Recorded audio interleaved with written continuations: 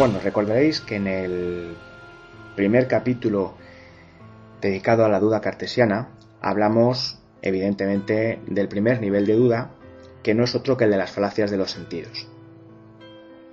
Comentamos también anteriormente que cuando Descartes plantea la duda, en cada uno de los niveles esta duda se va radicalizando, de tal manera que cada vez hay menos cuestiones, hay menos factores que escapan a esa duda.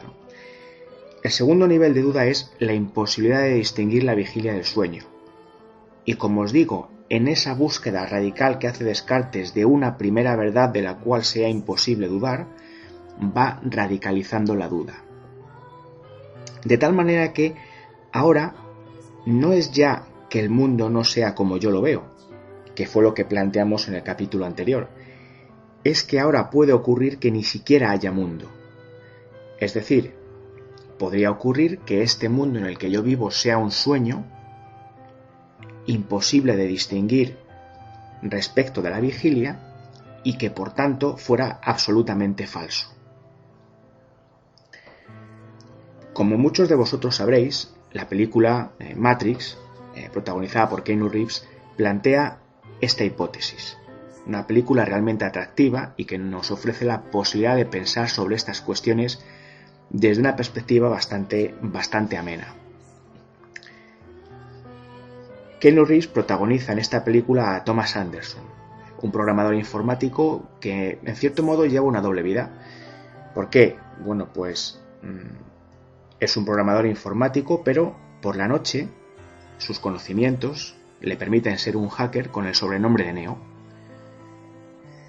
Neo investiga en la red. ¿Por qué? Bueno, porque él piensa, tiene la sensación de que hay algo que no va bien, algo que no encaja. Tiene ciertas dudas, como os digo, ciertas sospechas. ¿Qué ocurre? Bueno, pues ocurre que esas investigaciones le conducen hasta Morfeo. Morfeo es otro legendario hacker que va a confirmar las sospechas de Neo. ¿Y cuáles son esas sospechas? Bueno, pues efectivamente hay algo que no funciona bien. Y eso que no funciona bien es bastante grave, porque resulta que no solo Neo, sino todos los seres humanos, todos los hombres, viven en una realidad virtual generada por Matrix. ¿Qué es Matrix? Bueno, pues Matrix es un programa informático creado y controlado por una raza de máquinas. Esa raza de máquinas se supone que se rebeló tiempo atrás contra el hombre, consiguió esclavizarlo y de esta manera aprovecharse de él. En concreto, lo que las máquinas necesitan es la energía de los hombres para sobrevivir, el calor de sus cuerpos, por así decir. Y en el fondo, esa es la razón por la que los hombres viven en un profundo sueño. Su cerebro, el cerebro de los seres humanos, está conectado a Matrix y por tanto viven en un sueño del que no pueden despertar. Bien, esto desde luego es muy parecido a lo que planteó Descartes. Y en primer lugar, vamos a tratar de reflexionar con el filósofo francés utilizando como fondo la película de la que estamos hablando. A ver, aquí ¿quién honestamente puede decir que no es como Neo? ¿No cabría la posibilidad de que nosotros viviéramos en un mundo virtual generado por máquinas? O si queréis otra posibilidad, por una civilización llegada de otro lugar, de otra galaxia, de donde vosotros queráis, con una tecnología tremendamente avanzada y que de alguna manera nos ha esclavizado, nos controla y ha generado ese programa informático que nos hace creer que vivimos en una realidad que en el fondo no es más que un sueño? Bien, esto desde luego es altamente improbable, como lo que planteaba Descartes. Vamos a decir que es altamente improbable, ¿cierto? Y desde luego nadie ha demostrado que esto sea así. Pero tampoco se ha demostrado lo contrario. El problema es el siguiente. El problema es que si esto ocurriese, si nosotros estuviéramos viviendo en un mundo virtual, ¿cómo podríamos saberlo? Si nuestra vida no es más que un sueño, generada por un programa informático, ¿qué criterios podríamos utilizar para saber que eso es así? Esto es algo realmente complicado. Por cierto, ahora unos científicos de la Universidad de Washington parece ser que se han propuesto idear un test para tratar de comprobar si el universo en el que vivimos es una simulación informática. Este asunto ya viene de lejos. En concreto, en el 2003, Nick Bostrom, que es un filósofo de la Universidad de Oxford, pues planteó esta posibilidad, la posibilidad de que viviéramos en un universo que no fuera otra cosa que un programa informático. A partir de ahí, estos científicos de la Universidad de Washington han estado pensando y tienen a punto, como os he dicho antes, un test que por lo visto serviría para saber si vivimos en un mundo que no sea otra cosa que una simulación informática o no. No me pidáis que os explique qué consiste la prueba porque hasta ahí no llego. Si tenéis interés, bueno, pues se puede mirar, pero hay cosas de la ciencia que a mí, evidentemente, como filósofo, me vais a disculpar, pero se me escapan. Así pues, a poco que ejerzamos nuestra capacidad crítica, nuestra capacidad filosófica, tenemos un serio problema. Porque, como hemos dicho, no podemos asegurar que no estemos viviendo en una situación parecida a la que vive Neo en Matrix. No podemos asegurar que este mundo no sea un mundo virtual, un sueño, a partir de un programa informático generado por máquinas o por una civilización muy superior tecnológicamente o lo que queráis. No se puede demostrar eso, ni tampoco se puede demostrar lo contrario, a no ser que este test, que parece ser que os he dicho que están intentando plantear, sirva para algo. Lo cierto es que llegados a este punto, y planteando la posibilidad que estamos planteando, ¿qué es lo único que tendríamos seguro? Bueno, lo único que tendríamos seguro es lo que Descartes tuvo seguro. Y eso no es otra cosa que nuestra conciencia, el yo, el pienso, luego existo. Es decir, las máquinas pueden generar un programa informático como Matrix que nos haga vivir en una realidad virtual, pero eso no importa. Lo que las máquinas o esta civilización tremendamente superior en tecnología a nosotros no pueden hacer nunca es hacernos creer que existimos si no existimos. Eso es imposible. Nos pueden engañar, pero evidentemente nos pueden esclavizar. Pueden lograr que vivamos en una realidad virtual, pero para lograr todo eso, para conseguir todo eso, no les queda otro remedio que tratar con conciencias. Es decir, para que las máquinas o esa civilización superior nos esclavice, tenemos que existir.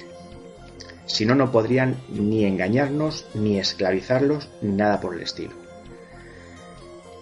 De alguna manera eso es lo que Neo podía tener seguro en la película. Él tenía sus sospechas que Morfeo confirma. Parece ser que efectivamente viven en un mundo virtual y ya no se está seguro de qué es verdad ni de qué es mentira. Ahora, de lo que sí que pueden estar seguros es de que piensan, de que tienen conciencia de que sienten, de que sufren, y para sentir, para pensar, para sufrir, para ser consciente de, en definitiva, no queda otro remedio que existir. Tenemos la conciencia. Nada más. El cuerpo no es seguro para nada. Es posible que solamente fuéramos conciencia. Incluso si queréis artificial, eso es igual. Descartes plantea en este contexto el argumento de la ficción mental. Él muy coherentemente dice que puede fingir que no tiene cuerpo, pero que perfectamente sigue existiendo. Ahora, lo que no puede fingir es que existe sin pensar. O sea que en esta posibilidad que estamos planteando del mundo virtual o de vivir en un sueño, ni siquiera es seguro, o sería seguro, que tuviéramos un cuerpo. Lo único a lo que podríamos agarrarnos, la única tabla a la que aferrarnos en este mar de la duda, sería la conciencia. Bien, de acuerdo. ¿Qué ocurre? Bueno, pues ocurre que si esto es así, estamos, como dijimos en el archivo anterior, en un lodazal del que vamos a salir muy mal, en unas arenas movedizas que nos van a atrapar y que nos van a poner las cosas muy difíciles para poder salir de ahí. Descartes, de hecho, no pudo salir.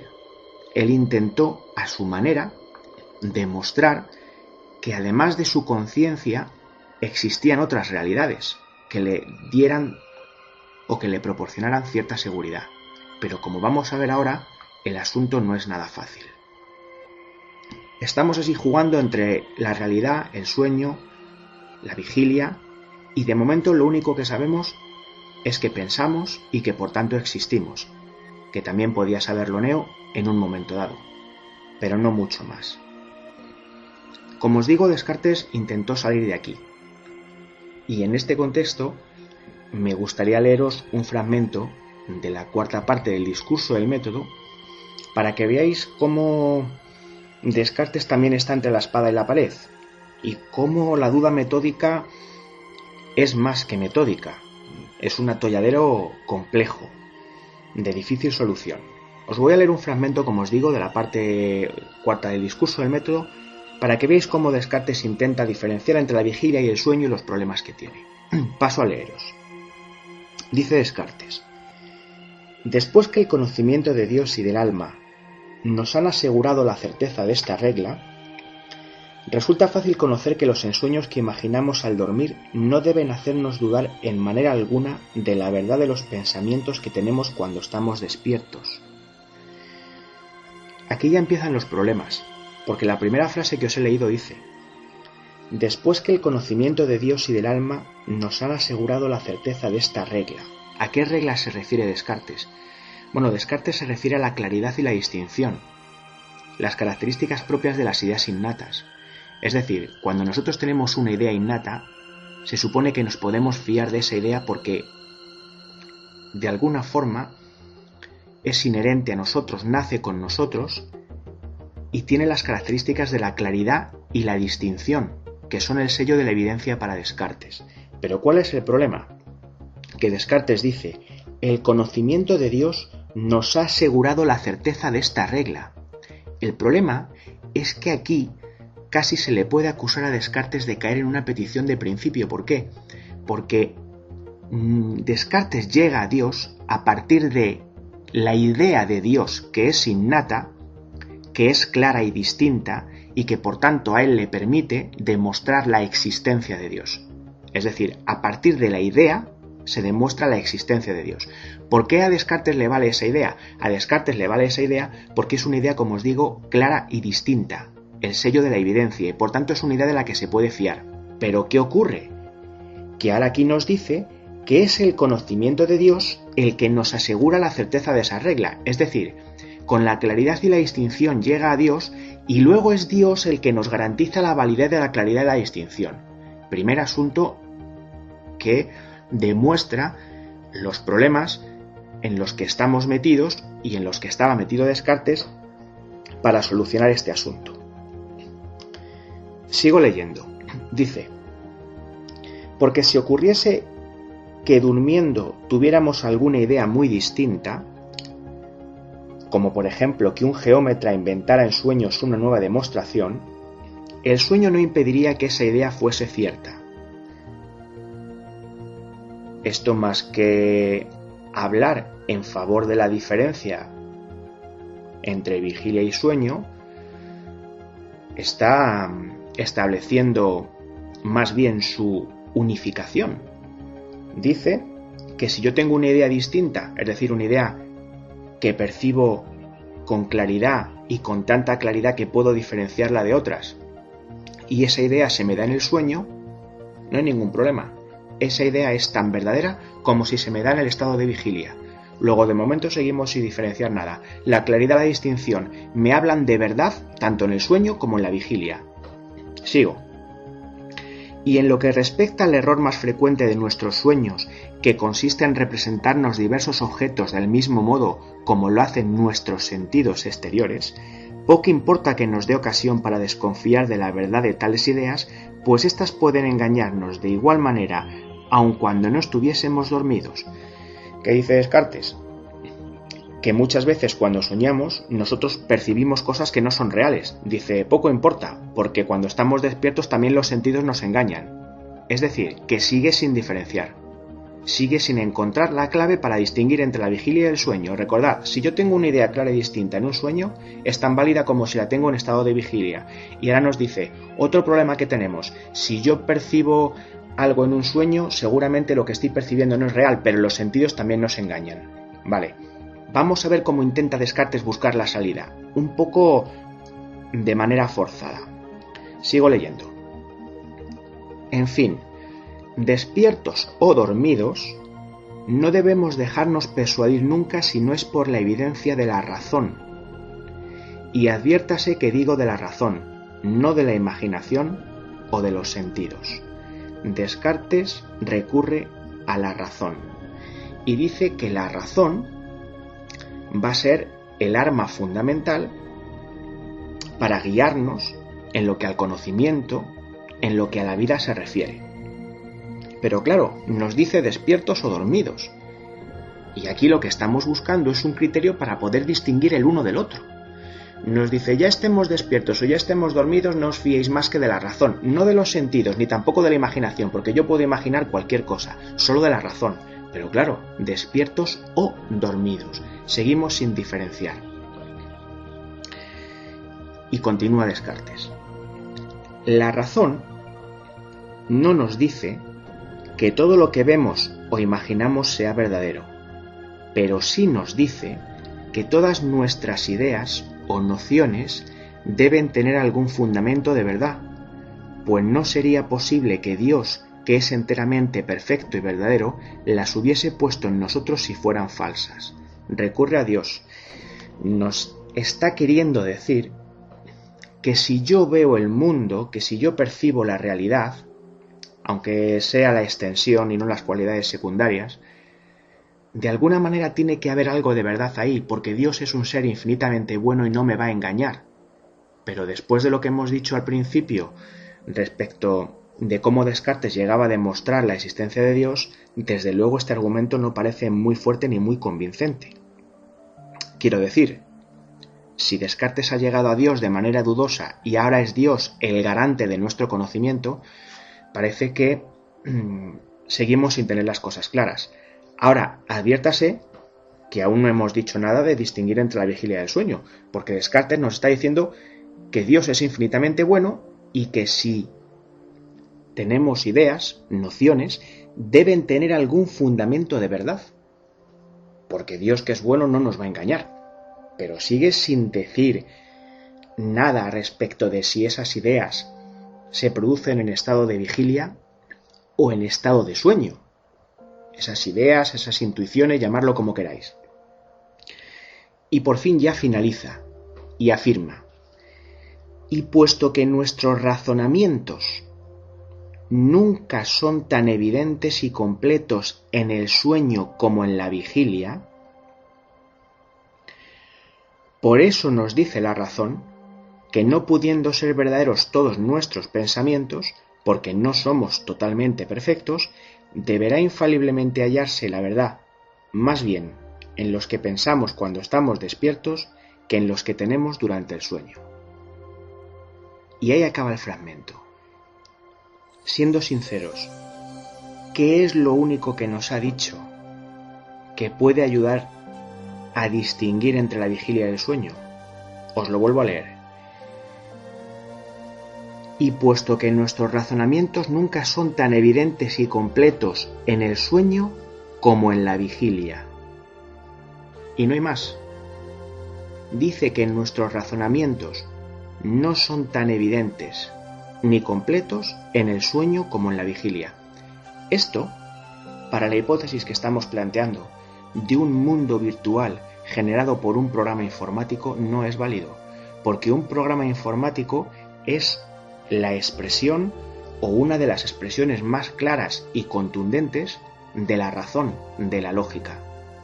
Por tanto, un programa informático puede simular un mundo virtual absolutamente lógico y coherente. Lógico y coherente era el mundo en el que vivía Neo. Por tanto, este argumento que da Descartes no nos sirve.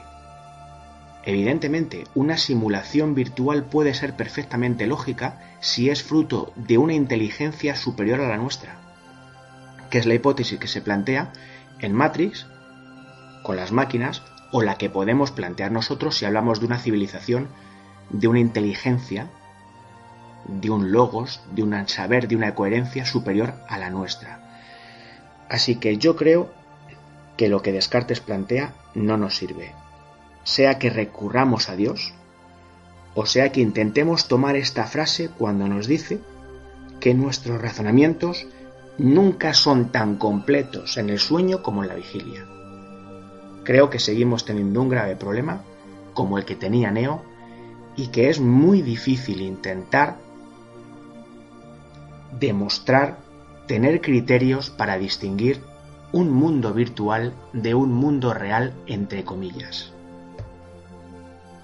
Lo de un mundo real, entre comillas, va con toda la intención, porque la pregunta nos surge con una claridad meridiana y contundente. ¿Qué es en verdad lo real? O sea, ¿cómo puedo yo decir que el mundo en el que vivo, aquello que tocamos, olemos, sentimos, palpamos, no es real? ¿Por qué puede decir Neo que ese mundo virtual, para entendernos, en el que está viviendo antes de contactar con Morfeo, no es real? Si os dais cuenta, en la introducción, Morfeo le pregunta eso. ¿Qué es real? ¿De verdad que tendríamos criterios para decir que el mundo en el que vive Neo, esclavizado por las máquinas, ese mundo generado por un programa informático, ese mundo en el que siente, en el que ama, en el que sufre,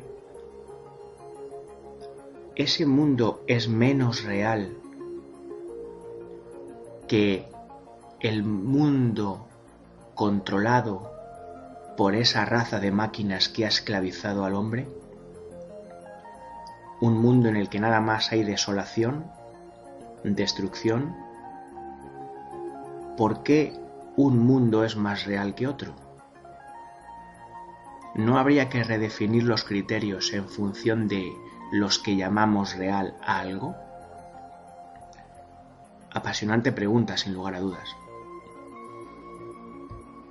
Los seres humanos somos curiosos. Buscamos conocer eso que llamamos la verdad por naturaleza. Hay algo que nos llama. Claro, en la película es fácil. La película lo establece así para que podamos entender el argumento, de sumo interés por otra parte, y establece claramente la diferencia y la delimitación entre el mundo virtual generado por Matrix y el mundo real, que es el mundo que controlan las máquinas y en el que los hombres están esclavizados. Hasta ahí la cosa parece sencilla. Pero, quiero decir, parece sencilla porque Neo tiene una realidad objetiva con la que comparar su mundo virtual. La cuestión es que tú puedes decir que un mundo es virtual cuando efectivamente tienes una realidad objetiva con la que estás comparando a ese mundo generado por un programa informático. Si nosotros nos ponemos en el lugar de Neo, tenemos ese problema, y si queréis tenemos muchos más, porque afortunadamente para Neo, él tiene una realidad objetiva, el mundo de las máquinas, con el que comparar su mundo virtual, el mundo de Matrix. Pero en nosotros, si cabe la posibilidad de que este mundo, este universo, sea una simulación, ¿dónde está la realidad objetiva? ¿Quién la establece? ¿Las supuestas máquinas que nos controlan, que nos dominan, que han generado nuestro particular mundo virtual en el que vivimos? Pero ¿y si las máquinas creen, una vez que han despertado la conciencia, que dominan el mundo, que su mundo es el real, y a su vez las máquinas están controladas por una civilización inteligente? una civilización, una raza extraterrestre llegada de un muy lejano sistema solar? Claro, diréis que ya estoy diciendo cosas muy extrañas, pero desde luego no imposibles. Es que todavía caben muchas más posibilidades. Puede que esa raza extraterrestre llegada de otro sistema solar esté a su vez manipulada por otra civilización distinta llegada de una galaxia muy lejana y que está hibridada con la tecnología, con lo cual su inteligencia, su dominio de la técnica es infinitamente más alto, y así podríamos establecer un montón de niveles de realidad simulada, que es justo lo que se plantea, no exactamente con este argumento, pero de alguna manera es lo que se plantea en la película Nivel 13. Una película donde ya no se habla de un mundo virtual, sino donde se habla de mundos virtuales, de niveles de realidad virtual. Si esto es así, nosotros podríamos seguir poniendo todos los ejemplos que quisiéramos y tantos niveles o escalones de mundos virtuales o de realidades virtuales como nosotros quisiéramos. Es difícil de asumir, pero es así. Yo solamente puedo decir que vivo un sueño si tengo una realidad objetiva con la que comparar ese sueño. Pero aquí, ¿cuál es la realidad objetiva? ¿La de las máquinas? ¿La de la primera, segunda, tercera civilización? Podríamos poner todos los niveles que quisiéramos. ¿Quién es de verdad el observador objetivo? ¿Dónde se paran los mundos virtuales? ¿El observador objetivo es Dios? Si es que existiera. Y recordad lo que dijimos antes.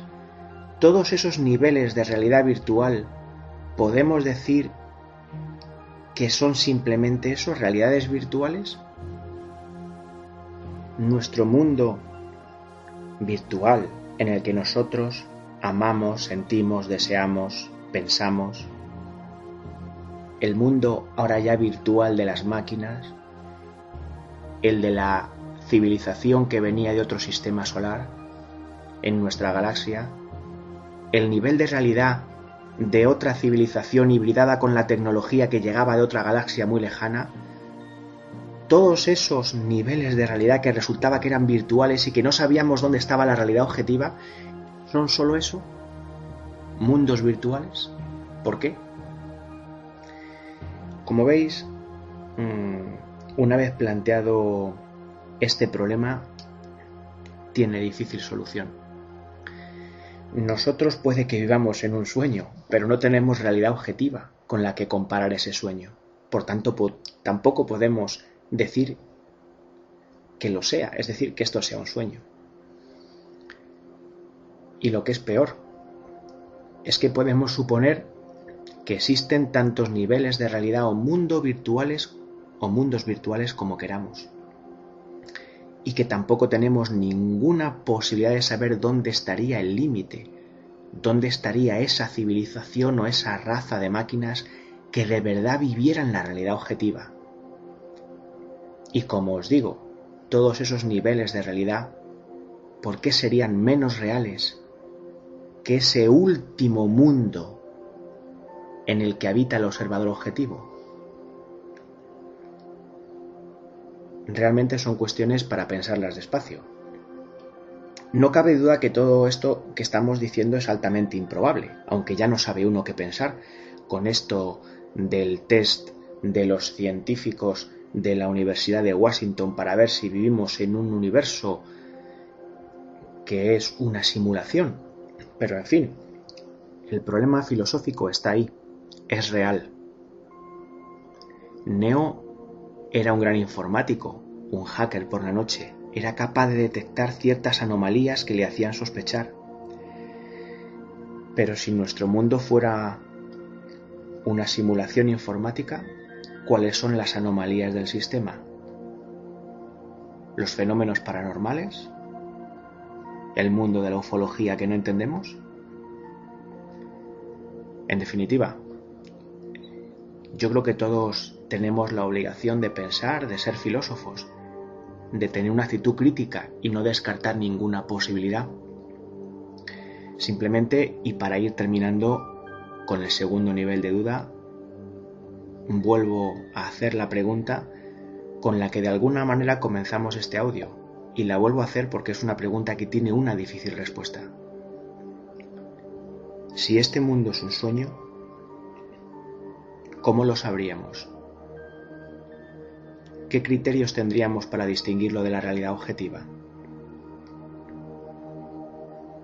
Si este mundo es un sueño, ¿por qué sería menos real que esa realidad objetiva, si es en este en el que vivimos, sentimos, amamos, deseamos?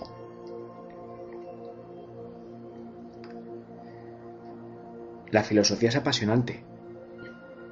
Lo que ocurre es que las preguntas que plantea tienen difícil respuesta. Respuestas que desde luego yo tampoco tengo.